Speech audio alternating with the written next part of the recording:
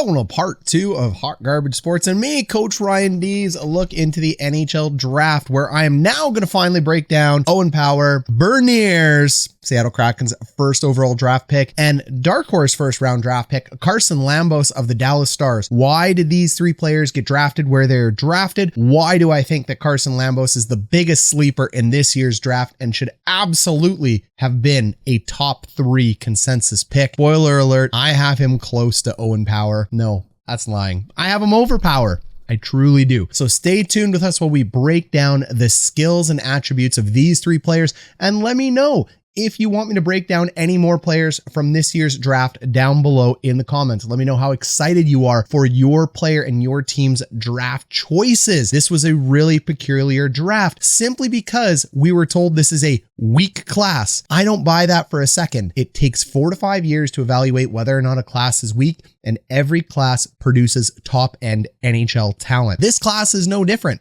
So by weak class, if NHL scouts are telling us we have no idea how to order these players because COVID-19 has made this really hard, yeah, okay, I got it. But I think we're going to see more steals later on in the first round, second round, third round, fourth round than we ever have before just due to this pandemic. It's logic. It's common sense. They haven't had the ability to evaluate every player fairly. And you only have one, maximum 2 years to evaluate a player before you have to choose his pro fate because they're drafted at 18. Crazy town. So stay tuned with us while we roll the intro. Hit like, hit subscribe on this video for more hot garbage sports content. Let's get after these three amazing players, all right?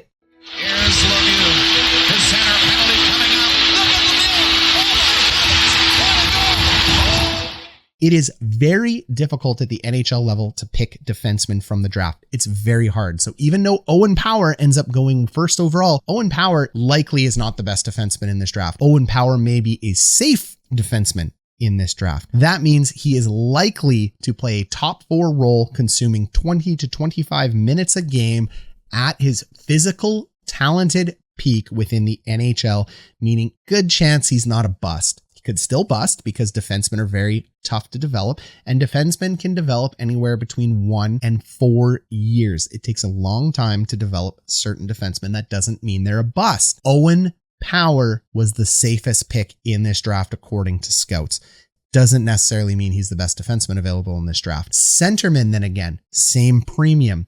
Berniers ends up going number 2 because 1, there's no centerman right now in the Seattle Kraken that are, well, frankly, anything to write home about. So you got to draft your number 1 center, number 2 center. So he's got a great chance to continue playing that role with the Kraken. And also, they're very scarce. So centermen end up rising in drafts because they're just scarce to find elite centermen. So like quarterbacks in the NFL, centermen end up rising because, well, if you can get one of them, it can really make your team. Wingers are a little bit easier to pick because they're safer. Just ask the Winnipeg Jets. Lots of elite wingers. Kevin Cheveldayoff is praised on his first round talent, situation, and drafting ability, but he also does draft a lot of wingers, which are just simpler to evaluate. And then finally, goaltenders. Goaltenders live between round 3, 4, and 5. And the reason they're the most drafted position, or the most amount of goaltenders go between 3, 4, and 5, is because they have a high bust rate. They're very hard to evaluate by 25. So a goaltender getting drafted and not playing in the NHL till he's 25, 26, and having to play in the East Coast League, the AHL, and then the NHL is very, very common. So you know you have a very long development path for goalies, similar to a tight end in the NFL. You got to be patient. You got to wait on these. And a lot of teams need impact now. So first overall or even first round draft picks are rare for goalies because frankly, not everybody is Carey Price and enters into the NHL in their first year. It almost never happens. So we had 3 this year, which was quite incredible. Okay, so now you have a little bit of background on why people are drafted and who was drafted and just the amount of work that goes into this. The last point I'm going to say before we get into our 3 big players here is that they say this draft class is weak, and I say bullshit. The reason I say that is because a weak draft class to me cannot be evaluated for 4 to 5 years after the class is done.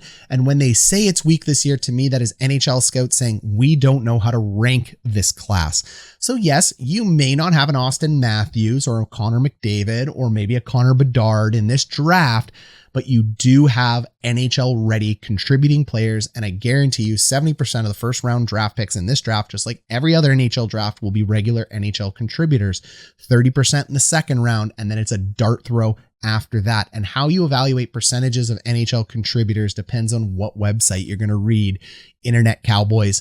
If you go ahead to quanthockey.com and you read it, 99% of players in the first round NHL end up NHL players. Well, they're just saying if you play an NHL game, you count it. I don't count that. I count impact players in the first round and impact players in the second round and then impact players after that, meaning players that are going to play for 2 to 10 to 12 years in the NHL in some kind of role. If you get 2 really good years out of a player, that's still pretty good, as long as it's some kind of impactful role. And that could absolutely be the fourth line. So that is how I evaluate my 70-30 and then dart throw theory when I'm looking at drafting. And I'll make a whole nother video walking you through those stats. But instead of doing that, why don't we just go take a look at our big three? All right, so here we go. Defenseman Owen Power is the type of player who will stand out to viewers during his first shift. The NHL Central Scouting lists him at 6'6", 213 pounds. This guy's a monster, massive by NHL standards, and size is one of those skill attributes, like scoring, that's an oddball. And he's 7 foot tall, and you can't teach that. You can't teach size. Size changes the angle of attack you're going to take. You take up more room on the ice. Your stick checks become more aggressive and better positioned because you have those extra few inches. And when you're shooting the puck, you end up getting more power. Again, it's just physics. You're taller. You're able to get more leverage on the puck. You cannot teach size, and size doesn't necessarily mean slow. It can come with speed. Supplementing his size is his impressive skating ability. The Ontario native has a lot of strength in his stride. Hey, there you go. Coach is talking about stride. Here it is. And is able to cover a lot of ice with just a few vertical steps. Other players create zone entries by misdirection. For Power, it's all about momentum, baby, meaning big man going forward. Good luck knocking him off. And while nobody is going to mistake him for Cale Makar, he's more than competent at walking the blue line laterally. Hey, skating ability plus puck control and beating covering wingers into lower, more dangerous areas of the offensive zone. However, he's not purely brawn. He does have a hockey brain. Hey, now we're into IQ, and decent hands to match. He's not likely to quarterback the play at the NHL level, but does make good decisions with the puck and has a knack for finding cross-ice pass opportunities in the offensive zone. Already highlighted was his ability to enter the zone with speed, but he's also capable of finding the right outlets, meaning he's a good passer with his head up playing at speed. He'll be useful moving the puck up the ice and has good enough hands and vision to contribute to his share in the offensive zone, but he probably lacks the finesse and shooting ability to be a major point producer. I don't know if I buy this. It takes time at the NHL level to realize how to score. So maybe they're right, maybe they're not. To me, everything that was being said there is bang on about Power. Then we reach for something like that for clickbaity reasons. I don't think you can determine whether or not this guy's going to score at the NHL level yet. Give him 4 years. Let's find out. So that is Owen Power. Cautiously, he's a top 4 defenseman. Optimistically, he's a number 1 defenseman. And this is tough for Buffalo because Buffalo's in the middle of a full rebuild and rebuilding with another number 1 defenseman, Rasmus Dahlin first, and now Owen Power. Oh, that's tough to do. You do need your prize horses in the stable in the back, but we said defensemen take the longest to develop that aren't goalies. They have the highest bust rate around players. They're hard to evaluate before they come into the draft. So, yep, Dahlin is definitely a number 1. Power will get a lot of relief with Dahlin being number 1 and can develop, but it would have been really nice to have a center like Austin Matthews here in this draft if you were Buffalo, but you didn't get it. So now you're going to build from the back end out, and Power is safe. So they made a safe pick. All right, so now we're going to take a look at some Owen Power highlights, and we're going to talk about the fact that Owen Power, his size is just irreplaceable. Let's take a look at the X factor and what I meant about his size and his reach being game changing. What you're going to see is you're going to see the puck get carried up the ice here. Owen Power is down below right here, and he's going to use his good skating, but more importantly, his reach to keep the puck in the zone. So we can see here a quick fast forward. Power ends up making the right play by cutting towards the middle of the ice. He's got good gap here, which means he's gapped up nicely and he knows he has support here from his player, so there's nowhere to go. This is a really great forecheck here by Minnesota, but there is a little bit of gap between the wall that could be used to chip the puck north to south for this player to be able to bust out there and pick it up. But Owen Power's size doesn't let this play happen. Gates up. Beautiful reach in. Puck ends up back in the zone. You just don't get that unless you're 6'6". A 6'1" guy is unable to do that. That chip goes around. He may end up getting burnt because the gap was really tight, but not against Owen Power. And he's going to be able to do this at the NHL level. And that is what we mean by you can't teach size. All right, so we're going to go back to the same play. Now Owen Power has backed up in between the dots. So when we're talking about defensemen and we're evaluating defensive zone position, here's Power. We are looking for defensemen to go from the dot all the way back to the close post. That is the post closest to this wall over here, and make sure that he keeps this player to the outside and uses his reach and what we call stick on puck and body position to keep the puck out of a dangerous zone, and Power does that. So here we are carrying in. As you can see, he's fully attacked that dot, like I said, and here's the post and the line that we're following from the post all the way to the neutral zone dot. And because Power has defended that dot well, we're going to see his stick here reach out and close a gap that most players couldn't close because they're just not 6'6". Boom. Beautiful. He retreats right back to his post exactly as he should. Good stick on puck, which means it was a really nice stick check, but he also had good body position. And what's hard to evaluate at the NHL level is that the college game plays on a bigger rink than the NHL. College, or many colleges anyway, play on Olympic size rinks. And because you're playing on Olympic size rinks, it can be similar to the European style game where it is control and contain as opposed to aggressive pressure. That is a lot for a defenseman to develop in. So defensemen coming from the NCAA tend to have a little bit of success when they come from these big rinks, because you can always convert to the small rink. But when you're a defenseman converting from small rink to big rink, it becomes very, very difficult. So Power does a really nice job with this. And again, now you've seen two examples of why you cannot teach size, and making size just such an important part of his game. Okay, so now let's take a look at Owen Power's transition game. So Power has picked up the puck here, and you can see there is a lot of room. The right play here is for Power to skate the puck. You always want your defenseman skating the puck north, waiting for pressure before they make that pass. So we watch Power make a really nice move there. Now he's carrying it up, and now we see the forechecks coming in. As this gap closes, because this is gap right here, Owen Power should either be looking to ditch it to his defensive partner, to which a bad defenseman would be doing right now. He would think he's pressured, he'd move it over to his D guy. That is not the time to do it yet. Or he'd be looking to chip it up to his players, but Power doesn't do that, and that is why he is a #1 overall NHL draft pick. Power continues skating, and we saw right there, he's already caught. Now he's taken an angle as Power has a stride on him, and he's using that big long stick of his to keep the puck away from the opposing player. I mean, that is a lot of gap that is not going to be closed by a normal 6 foot tall man, and Power is just going to continue up the ice and continue taking space. The more space your defenseman can take before they are pressured, the better they are in the transition game. Here we go. Boom. He's gone.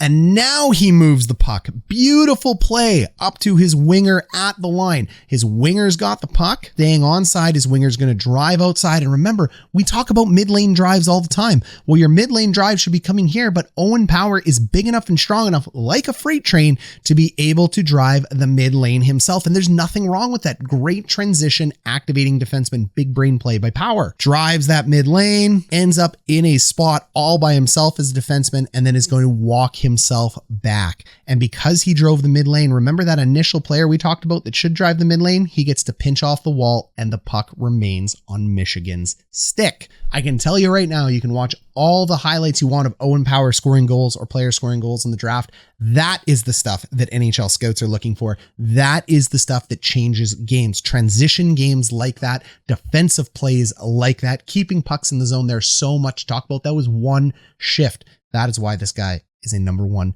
draft pick. Be excited, Buffalo. All right, so now let's go ahead and talk about Berniers and his offensive zone magic. When you're looking at Berniers and number one centerman in terms of puck control in the offensive zone, you're looking for two-way play. On this clip, we're just going to take a look at his offensive prowess, how he is able to suck defenders close to him using skating, transition, puck carrying skills. He uses it all, shooting, passing, and even a little bit of checking, along with work ethic and hockey IQ to supplement this talented centerman. And this is why the Kraken may just have their number one guy. Let's take a look at it. All right, so puck is in the top right corner of your screen. Berniers is able to carry it up with amazing. Take a look at some of that skating. Let's go back really quickly. Take a look at the body position on his skating. Not only were we talking about skill in terms of puck protection, he's got a beautiful knee bend here. Absolutely phenomenal power. It keeps this stick out and prevents gap. This is skating and puck control all in one. So when we talked about talent, being able to do little things like this is extremely hard at the NHL level because the best players will end up finding any kind of weakness in your game. But when you have just pure talent like this and pure skating and puck control strength, very few players can take the puck off you. This reminds me a lot of Joe Thornton. Did you see that nifty little move right there? Did you see it? Go back, check it again. It's coming. Whoop! That little movement that he makes with his skate, that is called evasive skating. That tiny little change of direction he makes ends up getting him just enough gap right here. Makes a really nice pivot into the wall. And now what he sees down here is that he has no player down below. So he ends up keeping, again, really good gap away from his players. Look at the angle he is skating at right now. That is below a 45-degree angle. He still has full control of the puck. His head is still up. He's looking for plays to be made. He doesn't see one yet. Did you see it right there? Did you see it? Again, evasive skating. Now all of a sudden we're sitting in what's called a mohawk position. So his blades are out. He's got really nice knee bend here. And again, that head is up. And this position of your feet actually generates speed. So even though you're not skating, when you see players open up their feet in the mohawk position like this, it actually generates speed. It's a way to accelerate. Nifty little mohawk move. Finally moves it across to his defenseman. His defenseman ends up putting it in the zone. And who's on the puck? Berniers. Of course, Berniers is on the puck, and then he makes a really nice play down below. Big battle and moves the puck down low. That is because he shoulder checked to make sure he didn't put it up high into trouble. So take a look here. Little head fake there, little shoulder check. Shoulder checks again. Boom, baby. That is high hockey IQ right there. There are players in today's NHL that will not shoulder check like that. So he notices he has nobody behind him. The safe play when you're caught flat-footed is then to put it low in the corner. Beautiful, beautiful play. Puck ends up down low. Bernier gets on the wrong side of the puck now, so he transitions from the defensive side of the puck, which is right here, to the offensive side of the puck. That's not the biggest brain play, but again, you got to let guys be creative in the offensive zone. He gets very lucky that that puck didn't come out on the defensive side of the play, and you just saw Berniers sneak out to the top of your screen here. So we can see the puck is a little bit of a high shot here. So the puck is coming over here. Here's Berniers' stick. He is in really good position to tip this puck and knock it down. Berniers does it. Puck ends up on his stick. No accident. Puck goes in the net. That entire shift is Berniers. This guy absolutely had a claim to be the number one overall pick. Buffalo went with the safe pick. I would have gone with Berniers there just from what I was seeing. That is unbelievable play. But you know what? They're the first two overall picks. You better get them right when you draft. Let's go take a look at my favorite dark horse pick, and that is Carson Lambos. I think Carson Lambos ended up falling unfairly in this draft. He was considered a candidate to be the number one overall draft pick last year. 16 years old, he plays for the Winnipeg Ice in the WHL. 17 years old, COVID screws it up a little bit. He ends up in a bit of a difficult spot with a difficult medical condition that is completely still undisclosed to this day that may have worried scouts. He goes over to Finland, has an okay time over in Finland. Finland is a totally different game than the NHL because, again, you're going from small rink in the WHL to big rink over in Finland. He's rather successful. He comes back. I really do think if this was a normal non-COVID year, Carson Lambos would have gone in the top 3. And I think Carson Lambos is actually going to end up as one of the best, if not the best defensemen and players in this draft. The Wild got a steal. Let's go check him out. All right, so when taking a look at Carson Lambos over Berniers or over Owen Power, there's two major things that stand out with Lambos' game. It's his skating and it's his shot. Oh my God, does this kid have a heavy, heavy shot. He is able to generate two-way offense as a defenseman.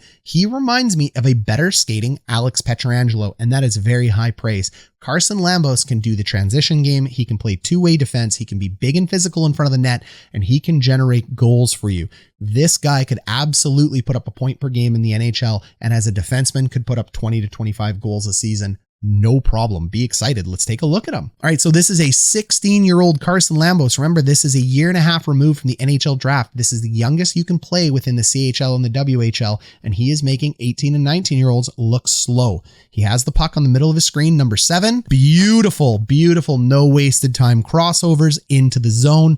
Now he ends up getting pinched off. Take a look at the puck control. Watch him skate with speed. Heavy shot from nowhere, from absolutely out of nowhere. The goaltender didn't see that. That was a top corner cross body snipe. Look at that shot. Unbelievable. This is a kid, 16-year-old kid, making a big goaltender look slow. All right, so clip number 2, we're going to watch Lambos walk the line here. Take a look at Carson. Again, we see that mohawk. We're going to talk about the mohawk a lot because it allows you to pick up speed without skating. So he uses that mohawk stride to pick up a little bit of speed. His head is up. Take a look at where the puck is right now, though. It is not loaded for a shot. This is going to trick goalies. This is going to trick wingers. This is not a position to shoot from. Normally, you'd want to have your stick back here ready to load a puck, but Carson is such a strong shooter and such a strong skater. He can generate power like nobody else in this draft from 1 foot off the front of his body. So we watch him walk in. Oh my goodness, what a shot. Go back again, take a look at it. There it is. Look where he's shooting from. That's unbelievable. You got 1 foot up in the air. You have full weight and power on your left foot. The stick flexes. Boom, he's able to shoot. And it is because he has such strong skating ability and such strong hands. He is able to trick the goaltender with a shot basically out of nowhere. So there you go. 3 high-end draft picks. 1 dark horse sleeper pick from late in the first round that I think is going to blossom in Lambos. 2 absolutely clear-cut 1 and 2 for different reason in Berniers and in Power. Hopefully that gives you a little bit of understanding of where these players are coming from. Try to do the same thing with your own team draft picks. And over the offseason, I'll do my best to try to evaluate the 7 Canadian teams draft picks. We'll take a look at some dark horses. We'll break down more of the first round if this video does well. So smash a like, hit a subscribe. Hey, this has been Coach Ryan D. I hope you enjoyed Hockey School 101 with the NHL Draft.